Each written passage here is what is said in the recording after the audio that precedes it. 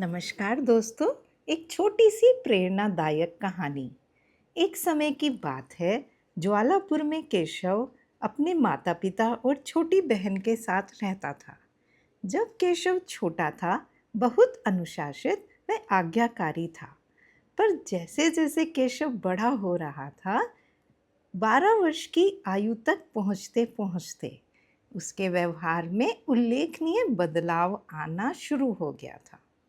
और उसने छोटी छोटी बातों पर बहस करना, आवाज़ लगाने पर कोई उत्तर नहीं देना, छोटी बहन से लड़ाई करना, बात बात पे उसको डांट लगा देना, ना नुकर करना।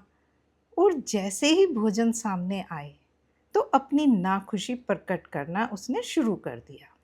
एक दिन तो उसने हद ही कर दी। केशव की माताजी उसके लिए भोजन थाली में लगाकर लेकर आई। उसने थाली को एक तरफ खिसका दिया और कह दिया, मुझे नहीं खाना, ये मेरी पसंद का खाना नहीं है, और छोड़कर उठ गया और नाराज होकर सोने चला गया। केशव की माताजी उसे मनाने के लिए जाना चाहती थी, पर पिता ने उसे रोक दिया। उसे अभी सोने दो, हम कल सुबह केशव से बात करेंगे। केशव थका हुआ तो था ही, और जल्दी ही उसे नींद आ गई और नींद आते ही सपनों में खो गया। केशव क्या सपना देखता है कि वह अपने माता पिता के साथ गंगा नदी के किनारे पर पिकनिक मनाने के लिए गया है। केशव गंगा नदी के किनारे घूम रहा था। उसे अचानक से कछुआ दिखाई दिया। कछुए को केशव ने हाथ से छुआ और बोला, तुम्हारा कवच कितना कठोर है, तुम कितने धन्य हो, तुम्हें तो कोई भी घायल नहीं कर सकता। जब भी तुम्हें कोई छूने की कोशिश करता है, तुम अपने कठोर कवच के अंदर छिप जाते हो। तुम्हारा खोल शरीर के साथ ही जुड़ा हुआ है, तुम तो बहुत आश्चर्यजनक हो। कछुआ बोला, मैं कहाँ से धन्य हूँ, मैं कहाँ से आश्चर्यजनक हूँ। धन्य तो गंगा नदी है, जिसके अंदर मेरे जैसे लाखों जीव जंतु पल रहे हैं।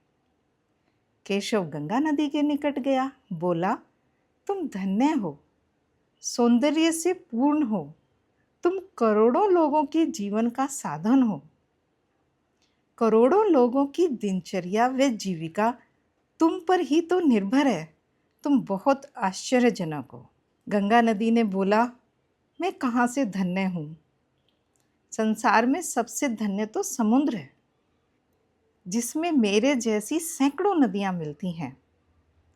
केशव समुद्र के पास गया, तुम बहुत धन्य हो, तुम बहुत आश्चर्यजनक हो, तुम तो जल के स्वामी हो, कुछ तो बात है तुम्हारे अंदर, जो मीठी नदी तुमसे मिलने आती है। समुद्र बोला, मैं कहाँ से धन्य हूँ, धन्य तो ये पृथ्वी है, जिसके ऊपर मैं स्थित हूँ। केशव पृथ्वी के पास गया, पृथ्वी से बोला, आप निश्चय ही बहुत धन्य हैं, तुम्हारे अंदर बहुत सहन शक्ति है, तुम्हारे अंदर बहुत क्षमा भाव है। पृथ्वी बोली, मेरे से धन्य तो ये पर्वत हैं, जिन्होंने मुझे धारण किया हुआ है। केशव पर्वत के पास गया, तुम बहुत धन्य हो, तुम बहुत आश्चर्यजनक हो, सोना, चांदी, हीरे, धातुएं, तुम्हारे अंदर जो ग्लेशियर्स हैं, पानी को बर्फ के रूप में संग्रहित किया हुआ है, जो साल भर बिना बारिश के भी नदियों में पानी प्रवाहित करते रहते हैं। आप तो आश्चर्यजनक हैं ही। बहुत सारे खनिज पदार्थ तुम्हारे अंदर हैं, तुम हमेशा पेड़ों से ढके रहते हो। पर्वत बोला, हम कहाँ से धन्य हैं, धन्य तो प्रजापति हैं। केशव प्रजापति के पास गया और पर्वतों से जो वार्तालाप हुआ वह सब सुना दिया। तीनों लोकों के स्वामी आप ही इस दुनिया के, इस सृष्टि के गुरु हैं, आप धन्य हैं। आप बादलों से जल की वर्षा करते हैं, सूर्य से प्रकाश देते हैं, वायु रूप से सब जगह पर गतिशील रहते हैं, आप भी आश्चर्यजनक हैं। प्रजापति बोले, नहीं केशव, धन्य तो चारों वेद हैं, ऋग्वेद, सामवेद, यजुर्वेद, अथर्ववेद, ये ही सनातन है। केशव वेदों के पास गया और बोला, आपसे धन्य कोई नहीं। वेद बोले, हम कहाँ से धन्य हुए, हम तो बंधे हुए हैं। ये धन्य शब्द हमारे लिए ठीक नहीं है। हम तो अपने पालनहार पर आश्रित हैं। हमारे पालनहार तो यज्ञ हैं। यज्ञ में मानव द्वारा दी हुई आहुति और मंत्रों से यह अग्नि तृप्त होती है।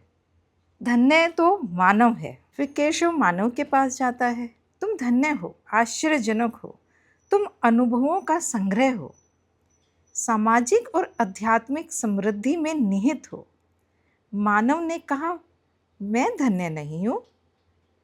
धन्य तो तुम्हारे माता पिता हैं, जिन्होंने तुम्हें जन्म दिया, तुम्हें खाना खिलाते हैं, पढ़ाते लिखाते हैं, तुम्हारी हर चाहत को पूरा करते हैं, तुम्हारी हर एक इच्छा को पूरी करते हैं। धन्य तो तुम्हारे माता पिता हैं, इनका आदर सम्मान करो।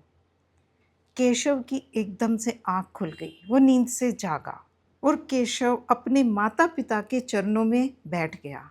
मुझे क्षमा कर दीजिए, मैंने आपका बहुत दिल दुखाया है।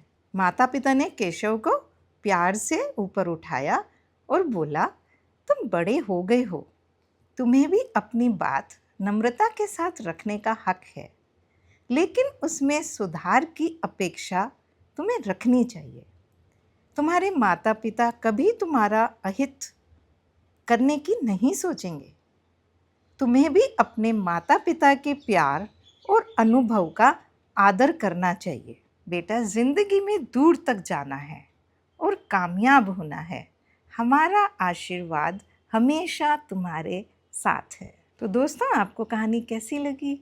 लाइक तो बनता है और कमेंट बॉक्स में ज़रूर कमेंट करिएगा। तो मिलते हैं नेक्स्ट वीडियो में एक और नई प्रेरणादायक कहानी के साथ।